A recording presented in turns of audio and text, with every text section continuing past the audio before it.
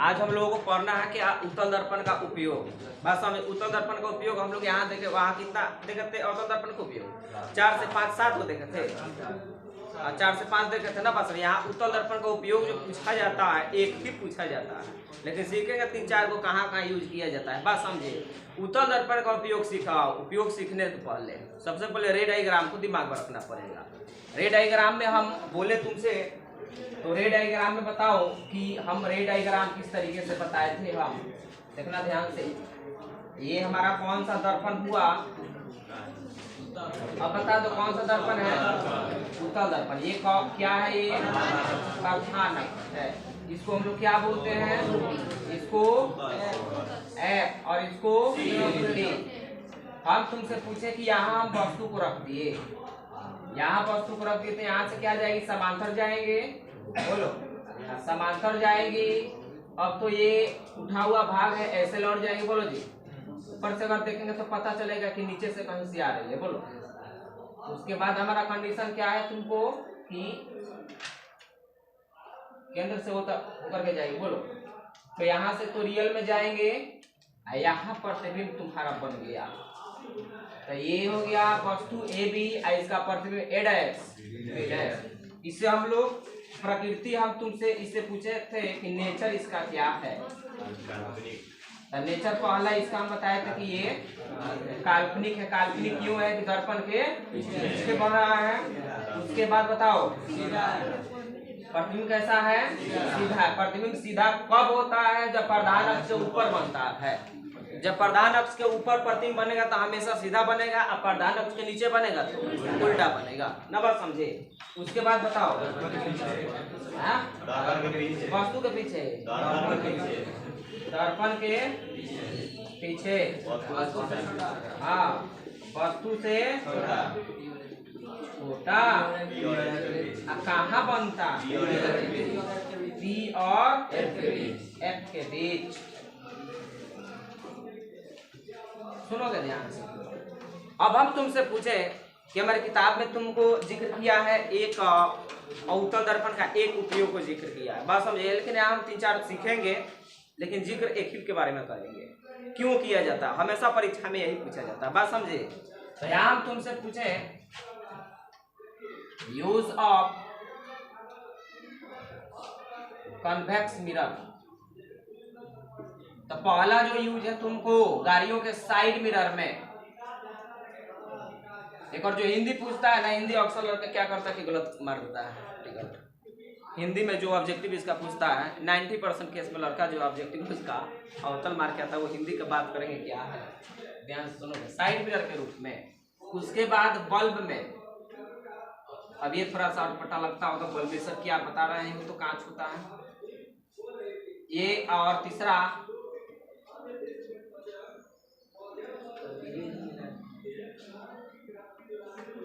Magnifying glass में, magnifying glass में।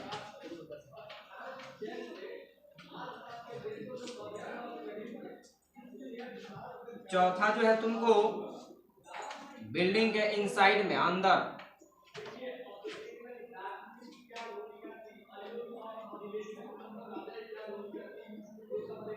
Building के अंदर। ध्यान से सुनना, इसमें से परीक्षा पूछेगा कि किस दर्पण का यूज करते हैं, तो बताएंगे मतलब उत्तल ना, अवतल, उत्तल। जैसे लिख रहा है वैसे ही बोल देंगे। यहाँ हम तुमसे पूछे, ध्यान देना, साइड मिरर में हमेशा परीक्षा में ये पूछा जाता है, और इसका एक रीजन है, ध्यान से सुनेंगे। बल्ब में ये तो बता सकते हैं, अब ध्यान से सुनना। पूछेगा उत्तल दर्पण में, तो ये बड़ा इंपॉर्टेंट क्वेश्चन है, क्योंकि इसमें 3-4 गो रीजन को लेकर के इसका यूज जो है हम लोग साइड मिरर में करते हैं। और उत्तल दर्पण में कुछ बातें थी कि एक बातों को लेकर के, जैसे गाड़ियों के हेडलाइट में यूज किया जाता है, क्योंकि ये समांतर किरणों को भेजता है। बात समझे कि ना। अच्छा, उसके बाद डॉक्टरी इलाज में क्योंकि बड़ा प्रतिबिंब बनाता है। बात समझे कि ना। तो ये सब हम बात जानते हैं। उत्तल दर्पण का उपयोग हम तुमसे पूछें कि उत्तल दर्पण का उपयोग पहला का हम जिक्र करने वाले हैं, ध्यान से सुनोगे, साइड मिरर में। किसके साइड मिरर में? गाड़ियों के साइड मिरर में। कौन सा गाड़ी? कोई भी गाड़ी, कोई भी गाड़ी हो, मोटरसाइकिल हो, 4 चक्का हो, या तुमको साइकिल में कहाँ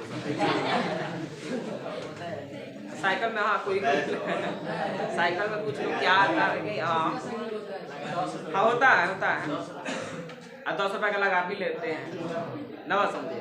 तो जो देखो होता है या लगाते हैं, तो याद रखेंगे किसको लगाते हैं? साइड में। किसका? उत्तल दर्पण का। बात समझ में आ रही है ना? अच्छा, जितना भी गाड़ियां हैं तो उसका उपयोग ध्यान से सुनना कि आखिर हम लोग क्यों करते हैं साइड मिरर। कोई भी गाड़ी है तुमका, साइड का मतलब समझ रहे हो, इसलिए ड्राइवर है, साइड वाला ये है।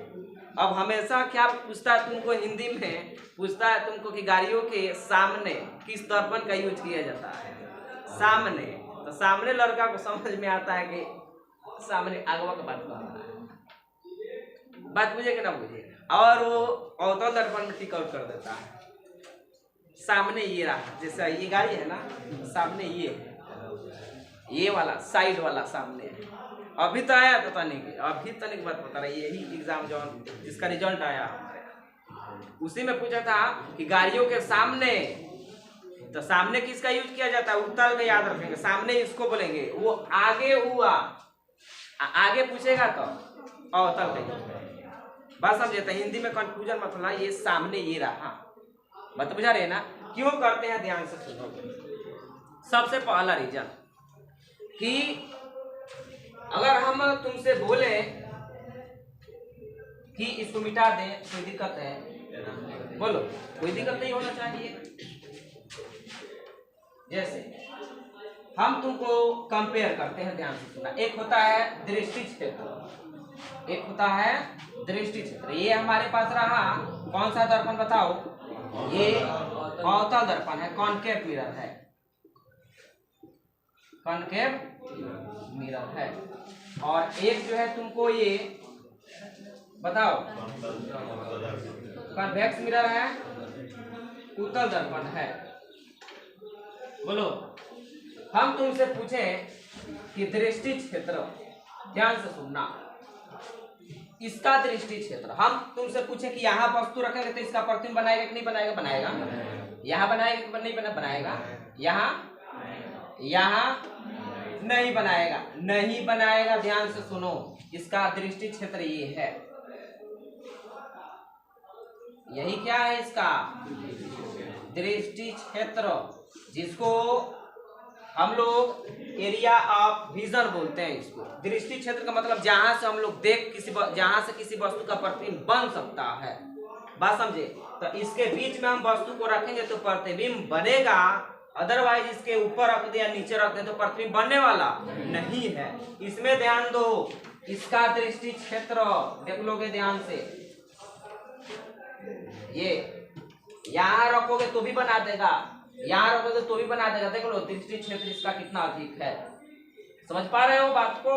इसका दृष्टि क्षेत्र ज्यादा होता है, इसका दृष्टि क्षेत्र कम होता है। तो अब पता हो कि गाड़ियों के साइड मिरर में पहला रीजन है, याद रखेंगे कि उत्तल दर्पण का दृष्टि जो क्षेत्र होता है, फील्ड ऑफ विजन जो होता है तुमको, वो जो होता है अवतल दर्पण से अधिक होता है और बहुत अधिक होता है, जिसके कारण कहीं से भी पीछे से गाड़ी आती है ना तो इसमें देख लिया जाता है। बात समझे कि ना समझे?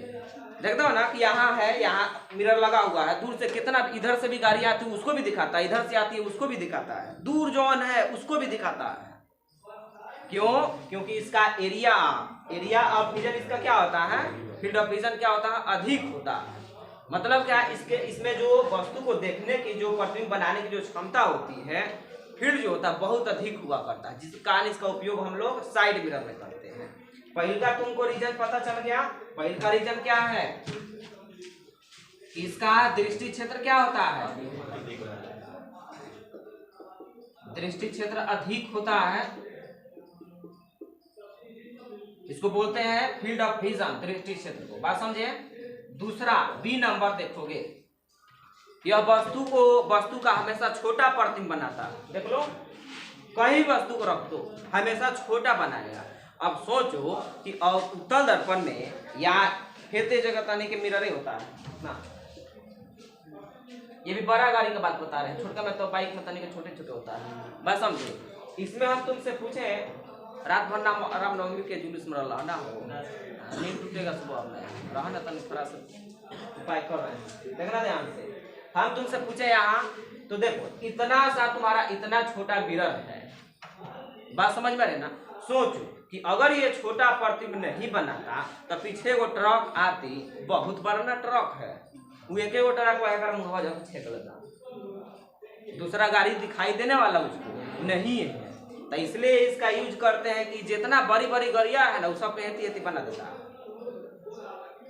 देखना बना है इतना छोटा, देखना ट्रक का भी बना दिया, उधर बाइक का भी बना दिया, उधर कार का भी बना दिया, उधर बोलेरो का भी बना दिया, मतलब सबका एक में बना दिया था। क्यों? क्योंकि इसमें जो क्षमता होती है किसी बड़ा वस्तु है ना, उसको छोटा बना देता है। बात समझे? दूसरा रीजन क्या है इसका, कि वस्तु का छोटा प्रतिबिंब बनाता है, जिसके कारण हम इसका उपयोग साइड मिरर में करते हैं। तीसरा रीजन क्या है, यह सीधा प्रतिबिंब बनाता है। कैसा प्रतिबिंब बनाता है? सीधा प्रतिबिंब बनाता है। तुम कहोगे कि सर जी अगर हम साइड मिरर में हम क्या करते हैं कि उत्तल दर्पण का उपयोग कर देते हैं, तो साइड मिरर में हम क्या जानते हैं, उल्टा प्रतिबिंब बनता है। बस समझे? तो इधर है तुम्हारा साइड मिरर, है ना। पता चला इसमें जब देख रहा है वो आदमी, अगर अवतल लगा दिए हैं उत्तल के जगह पर, पता चलेगा कि इसमें जो आदमी जो आ रहा है पीछे से, उसका पैर ऊपर है और सर नीचे है, वैसा ही दिखाई देगा।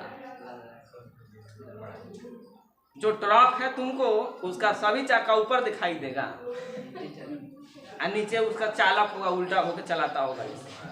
अगर तुम्हारा दिल कमजोर होगा तो गाड़ी पर से कूद के भाग जाएगा कि बाप रे ये क्या हो रहा है ना, सब उल्टा आ रहा है सभी चीजें। ये प्रॉब्लम किसका है? अवतल का है प्रॉब्लम। अगर अवतल लगा देंगे, दूसरा हो सकता है कि यदि चूंकि कोई बाइक आ रहा है, पता चला बड़का प्रतिबिंब बना दिया, तो फिर दूसरा कौन आकर ठोक देगा, दूसरा गाड़ी। बात समझे ना? समझे? अरे गाड़िया दिखाई देगा तब तो है कि इधर गाड़ी आ रही है तो हमको इधर नहीं मुड़ाना है। बात समझ में आ रही है ना। तो ये सब रीजन होने की वजह से तुमको इसका उपयोग 3 गो रीजन है। उत्तल दर्पण का उपयोग जो होता है साइड मिरर के रूप में करते हैं, इसका 3 कारण है। इसका दृष्टि क्षेत्र क्या होता है? अधिक होता है, वस्तु से छोटा प्रतिबिंब बनाता है और सीधा बनाता है। बात समझे? तो परीक्षा में यही तुमसे क्वेश्चन पूछेगा कि उत्तल दर्पण का उपयोग गाड़ियों के साइड मिरर में किया जाता है। क्यों? क्योंकि उत्तल दर्पण का दृष्टि क्षेत्र जो होता है वो अधिक होता है।